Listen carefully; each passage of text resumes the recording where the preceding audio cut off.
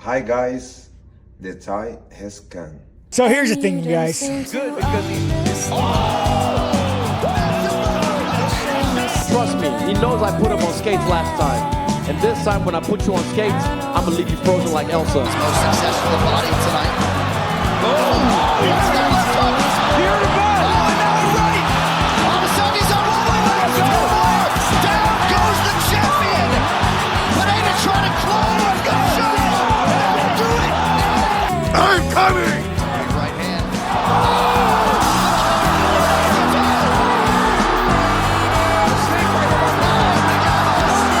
He's gonna do it.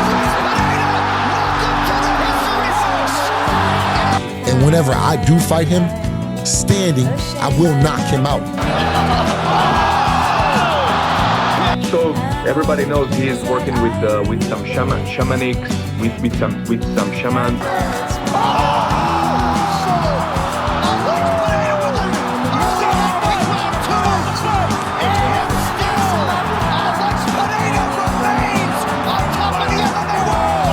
Man, he went after him like he owed him money, and this was a street fight the way he just finished that.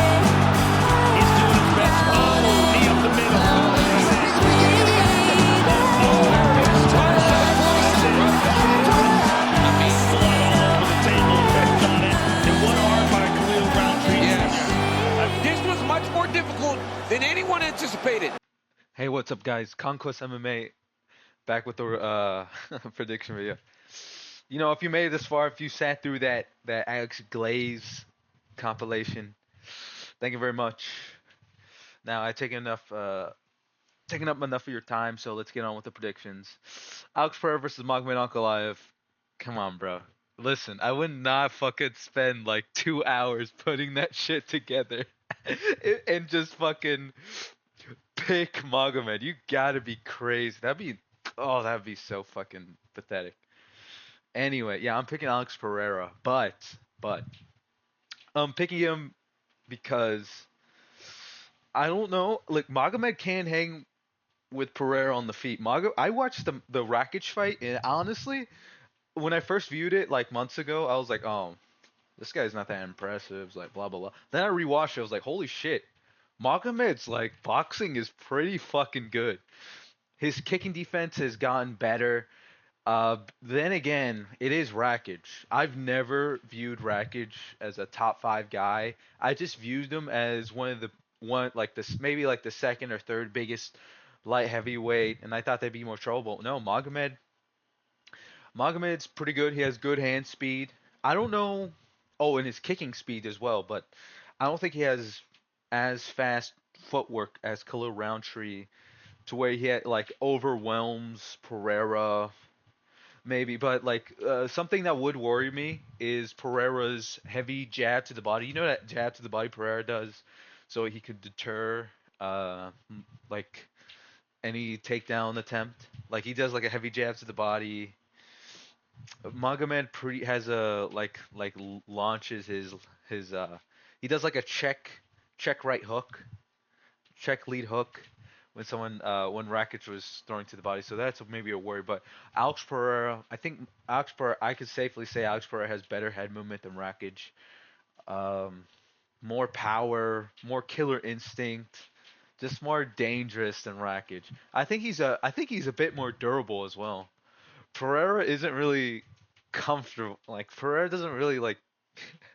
He can fight off the back foot. Like Rakic sort of can, sort of. Rakic had some success with some head kick attempts in the beginning of the fight, but his I said some success, but like most of it was blocked, and maybe like one got through, and it was partially blocked. But Magomed showed pretty good calf kick defense, pretty good outside like inside calf kicks and outside calf kicks. He showed pretty good defense. I don't know why people are like, oh, Magomed takes 1 or 2 calf kicks, he's gonna start wobbling. I'm like, bro, that was like a long time ago. But Magomed has pretty good boxing, but he's a slower start. He has to get in his flow state. So Magomed, like we're not going to be able to see Magomed's like really good boxing until like the second round. In the first round, I think Pereira's probably going to maybe out him, but Pereira's sort of the same way. He gets into a flow state. But I'd say I don't know. In the beginning, I wouldn't say Ankalaev is not the most precise boxer. He is fast and he hits pretty hard. But I don't think he's that accurate early on. This is a 5 rounder. Pereira is I think Pereira's more accurate with his punches. And I'd say he kicks harder than Ankalaev. I don't I think he's just better than Ankalaev. Maybe everywhere except maybe wrestling. And and I don't even know. Rakic is not great. Rakic is a rank squatter, right? He's the guy that had a walk-off decision with um Anthony Smith. Like he literally had Anthony Smith was on the ground and it was the round was about to end, the match was about to end, and he just fucking walked off into his corner, and the bell rang, and it was like a decision. What's up with that? Rakic is in a shallow division, right? It's like Stipe being the top for so long, except Rakic takes a fight here and there, but it, he didn't deserve the top 5 ranking. You know, that was after Rakic got finished by Yuri, and he was still in the top 5. What's up with that? I picked Magomed in that fight, and I thought Magomed was like, oh, Rakic is just big. I was like, Rakic is just big. That's his advantage he has over people. He's just big. He's like one of the biggest light heavyweights on the roster. But Magomed is like really fast, good counterboxing. But I don't know. I don't. He's Magomed's striking when he initiates it is pretty good against a guy like Rakic, because Rakic has no killer instinct. Like against Anthony Smith, a guy who will just like back up, give you too much respect, and have his dumbass corner tell him he's 2 rounds up. That's crazy. I don't know. It was a great performance, but I don't know if the quality of the win is that good. And I saw a video, Kenny Okoye. He said Alex Pereira's light heavyweight resume is overrated, and he brings up Magomed's like, oh, Magomed's resume on light heavyweight is so good. Most of those guys were beaten by fucking the guys Alex Pereira is knocked out. Right? Are you kidding me? Fucking Magomed has a duology with Ion Cutelaba and Johnny Walker. You've got to be joking. You've got to be joking. Uzdemir got melted by Yuri. Rakic got melted by Yuri. Are you joking? You got to be kidding. Thiago Santos got like Magomed took the old man Thiago Santos, washed Thiago Santos to decision. Jamal Hill finished Thiago Santos. Those are not the same. Unranked bum Ion Cutelaba. He's like, oh, I love Ion Cutelaba. Ion Cutelaba is in one of the worst divisions, and he's not ranked. And people glaze him. He's like, he's not good. He's bad. Overrated. Little light heavyweight. Small light heavyweight. People just like him because he screams at people and wears like and dyes his skin green. And he's like a retard. Come on, get real. Get real.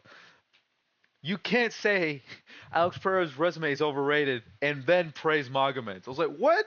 That's dumb. That's fucking stupid. That's fucking retarded.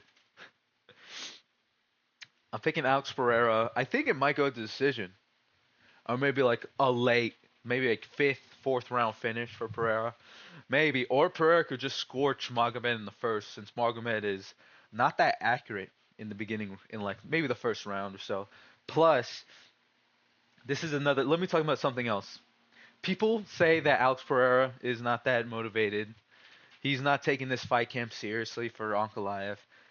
If he isn't, that would be that would make me lose all belief in him because Magomed is Alex Pereira's toughest test. Even though people were saying that about Jamal Hill, but I digress. Magomed is actually pretty good. I was actually impressed with his performance against Rakic, but again, it is Rakic, so it's like, come on, dude. It's like I don't think that's really good. Magomed's clinch striking is pretty good. It's pretty dangerous. You don't want to be in the clinch with this guy against the cage, but so is Pereira's, right? And Magomed's pretty strong. Pretty strong. They don't call him Big Ank for nothing. You gotta put respect on Big Ank's name. And it is Ramadan. It's like a week and a half into Ramadan, or like a week by the time that Magomed's fighting. That's gonna have an effect, dude. That's why. What do you think Muslim fighters don't fight during Ramadan? There's a reason for it. He's gonna be. I don't think he's gonna be. I think he's gonna be a little weakened by Ramadan. Let's see how easily he makes weight, or how hard. Let's see how. Let's just see how he makes weight. All right, and this is a Pereira that isn't like who hasn't fought 3 months prior. You know, who isn't. You know, he's just off the win over Khalil Roundtree.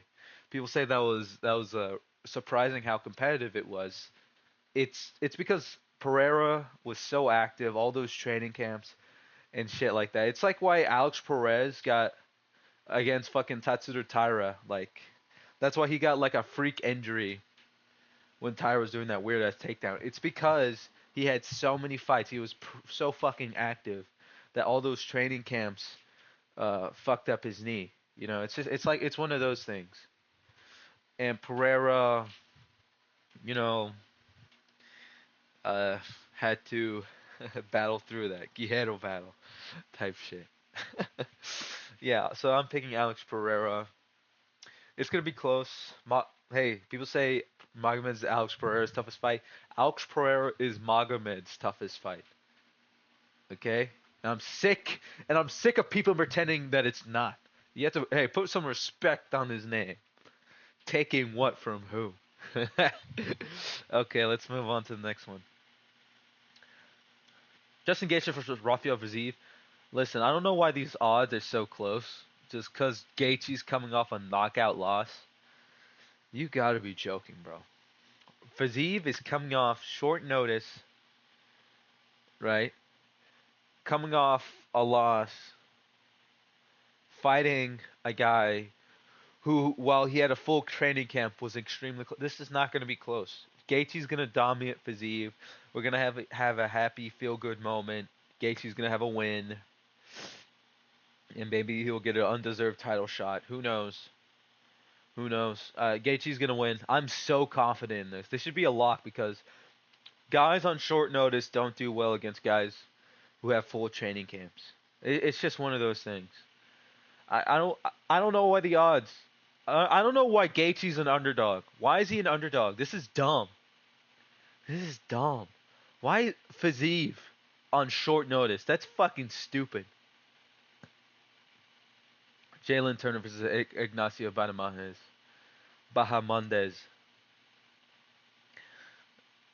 Two lanky pipsqueaks going at it. I'm picking Jalen Turner. I'm picking Jalen Turner. I think Jalen Turner is gonna. I think Jalen Turner is gonna have a y'all must have forgot moment, because Jalen Turner is 29, and he's fought really elite competition. I think they're the same height, but Jalen Turner has a. I think Jalen Turner is taller. I don't think Ignacio Bahamondes is slightly shorter than Turner. I think Turner's going to have the reach advantage, the leg reach advantage. Let's see the leg reach. Yeah, he has the leg reach advantage. He has the height. I think he has a slight height advantage. He has an advantage. Like, he's going to fucking pipsqueak this guy. Jalen Turner is one of the... Like, Jalen Turner would have won against fucking Money Moicano. He would have won if there was no $300,000 bonus. If it was just a $50K bonus, Jalen Turner would have won that fight. Like he wouldn't have clip farmed. He would have fucking finished him brutally, brutally, might I add. People are underestimating. Well, I don't know. It's a pretty close. It's a toss up, right? You know, he's a slight underdog. I'm picking Jalen Turner. I believe in him. I believe in him. I know he has no heart. I don't think he has quit in him. I just think, well, he kind of does. He does, but he's just dangerous. He's still fucking dangerous as fuck. And I'm praying for his victory. I don't pick women's fights. I don't give a fuck. Bobby Green versus Mauricio Ruffy. This is all. Bobby Green is so fucking inconsistent. You know, at one point people are talking about how he has no power and he KOs Grant Dawson. And then another one is like, oh, Bobby Green's washed, he has no chin, and then he survives fucking brutal bombs from fucking Jim Miller. He gets brutalized by Jalen Turner, and then he can survive heavy hits from Jim Miller. Did I say Jalen Miller? Jalen Turner, and then survives bombs from Jim Miller. Mauricio Ruffy coming off, kind of pathetic. No, not pathetic. It was a dominant, but like it was fucking competitive. Fighting a short notice blob at like 165. Um, it was competitive. I think Mauricio Ruffy would still butcher Bobby Green. Um, yeah, this is a easy pick, honestly. Unless Bobby Green fraud tracks Mauricio Ruffy, that would be hilarious. Curse Blaydes versus Rizian Kuniev. Now, I can understand why people wouldn't pick Curtis Blaydes, right? Because Curtis Blaydes kind of chokes up. People think he's washed. He has no chin, and I disagree. Kuniev is a fucking literal fat ass, steroid using blob. They think this fat ass who fights fucking who has to take steroids to beat Renan Ferreira, right? Some PFL jobber. Just because you knock out a former champion in the C leagues means you can beat Curtis Blaydes. Yeah, whatever. Okay, Curtis Blaydes is chinny, but Curtis Blaydes has good hand speed, good wrestling. It's kind of plotty though. He has plotty wrestling, but yeah, put some respect on the Razor. I'm picking the Razor. I'm praying for his victory, bro. I'm praying for it. I'm not too confident, sort of. Joshua Van versus Ray Tsuruya. I'm picking Joshua Van. Joshua Van is like a year older. People say he's small. Oh, Joshua Van's a small flyweight. He's like acting like Ray Tsuruya isn't a fucking flyweight. Ray Tsuruya is small too, buddy. He's a prominent grappler. The thing with these fucking Eastern dominant grapplers is like these guys have no head movement and they only have like a straight right or something. They have like a 1-2 and that's it. That's that's it. I think Ray Tsuruya only has one fight in the UFC. If he pulls off beating Joshua Van, the odds are this close because Ray Tsuruya is coming on short notice, right? Ray Tsuruya is coming on short notice. People forget that fact. It's not like maybe it's like a week or two, week and a half or something. He's still coming off short notice. I don't know why the odds are so this close. Joshua Van's gonna fucking give Ray Tsuruya a boxing masterclass. Stuff all his takedowns. It's gonna look like Cop versus Amaboyev, or maybe it's gonna look like Royval versus Tyra. That's what I said initially when I saw this matchup. I was like, holy shit, this is Royval Tyra too. Kind of. It's like in spirit, except the like smaller versions of them. Yeah, Joshua Van easily. Bruno Ferreira, Armor Petrosyan. Okay, now this is a tougher fight to pit it. Like now the prediction, getting a little tougher. Do we stop? Okay.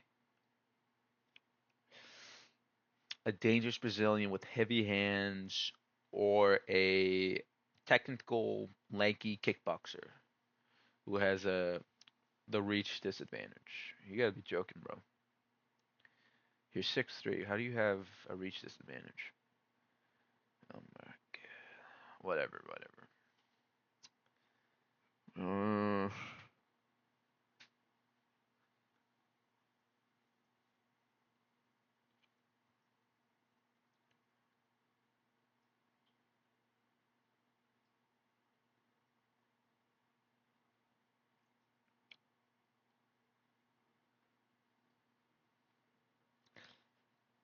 I'm gonna pick Ferreira to pull something out of his ass and chin Armin Petrosyan. Let's go with that. Oh, Carlos Leo. Carlos Leo is on steroids. Alex Morono looks like he's fighting underwater. I like Alex Morono. His fighting style is kind of endearing because I find yeah, I think it's amusing. But Carlos Leo is such a heavy underdog. Well, so was Chaos Williams. Then he got chinned. He was like a minus. The guy he was fighting was like plus 1,000 underdog. So Carlos Leo is gonna. Carlos Leo on short notice be an overrated prospect on short notice. It was short notice, and plus he's on steroids. He's Brazilian. What do you expect? Uh, yeah, confident picking Carlos Leo.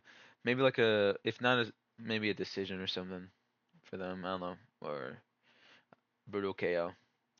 Marion Santos versus Francis Marshall. Guess I'll go with the American Francis Marshall. Chris Gutierrez versus John Castaneda. John Castaneda.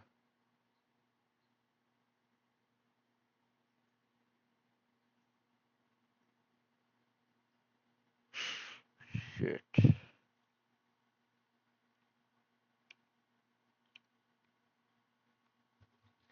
Fuck, dude, this prelims might fuck my shit up.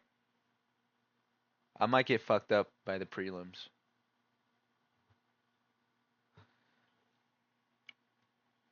Early prelims, at least. I don't know, man. These prelims.